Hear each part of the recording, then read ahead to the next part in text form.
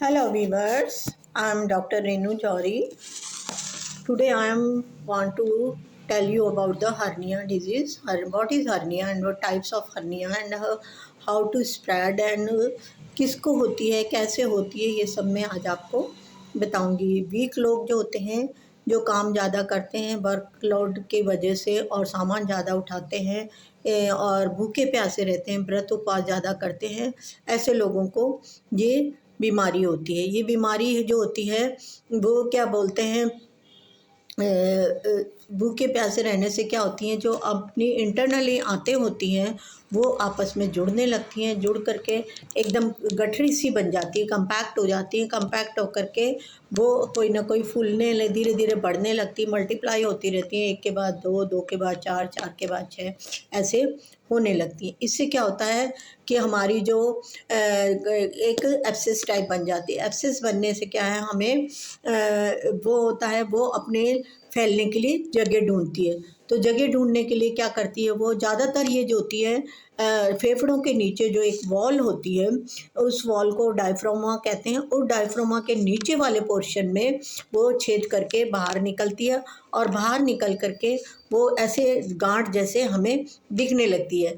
हमारे शरीर के बाहर नहीं निकलती है, बस इंटरनली रहती है, लेकिन ऊपर से ऐसा लगता है कि ये गांठ जैसी बनती जा रही है। और क्या होता है कि दिन पर दिन बढ़ती जाती है। और नाभि के पास हमारे ये सिम्टम्स होते हैं कि हमें नाभि के पास दर्द होने लगता है। दर्द होता है तो हम लोग धीरे धीरे धीरे धीरे दर्द बढ़ता जाता है। हम थोड़े दिन टॉलरेट करते रहते हैं, सहन करते रहते हैं।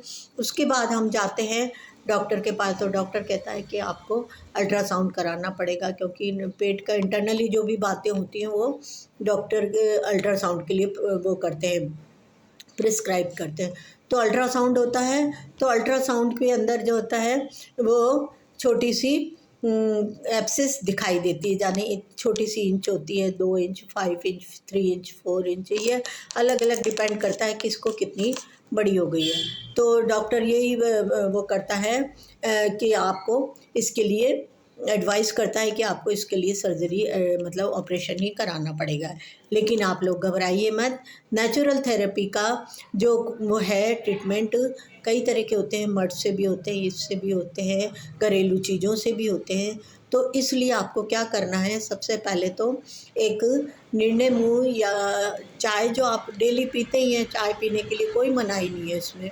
इसमें चाय पीने के लिए क्या करना है, या तो चाय के गर्म पानी लें, उसमें थोड़ी सी हल्दी डाल दें, या फिर चाय में थोड़ी सी दूध में, आप लोग जो दूध पीते हैं उसमें दूध में थोड़ी सी हल्दी डाल दें, चुटकी सी, चम्मच से आधी चम्मच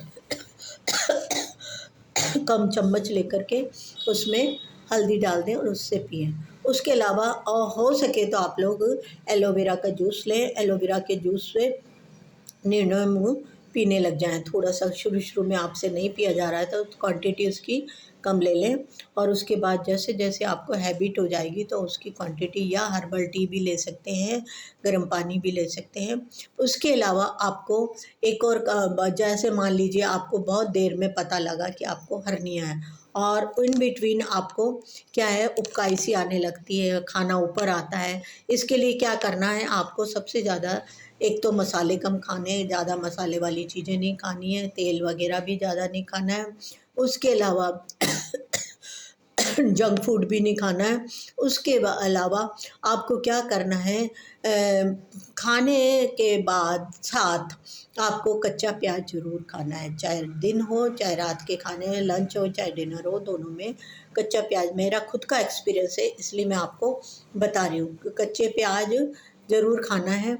कच्चा प्याज खाने से आपका डाइजेशन बिल्कुल ठीक रहेगा और आपको ये बीमारी का जो है असर जो है कम दिखने लगेगा। क्योंकि गैस बढ़ती है, गैस को दबाने के लिए क्या है, आपको इसके लिए कुछ इसका एंटी भी चीज़ें खानी पड़ेंगी। गैस से बढ़ने से या अंदर सेल्स का या इसका चीज़ों का मल्टीप्लिकेशन हो रहा है, तो उसको काटने के लिए थोड़ा थोड़ा प्याज ज़रूर खाना है।